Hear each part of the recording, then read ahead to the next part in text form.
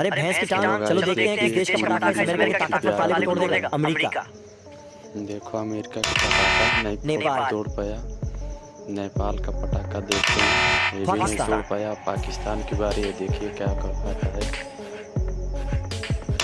ये भी नहीं तोड़ पाया। मुझे लगता है इंडिया का पटाखा इस ताकत पर ताले तोड़ देगा, लेकिन वो देखने से पहले इंडियन आर्मी से प्यार करने वाले लाइक और सब्सक्राइब करके कमेंट में जय हिंद लिखो, और पाकिस्तानी आर्मी से प्यार करने वाले लाइक और सब्सक्राइब करके कमेंट में पाकिस्तान जिंदाबाद लिखो। आज देखते हैं इन दोनों में से किस देश की आर्मी सबसे ज्यादा लाइक्स और सब्सक्राइबर्स हासिल करके ताकतवर बनेगी। सब दिखा दो अपनी पावर। आखिर में लाइक और सब्सक्राइब कर देना। देखो ये भी नहीं तोड़ पाया इंडिया।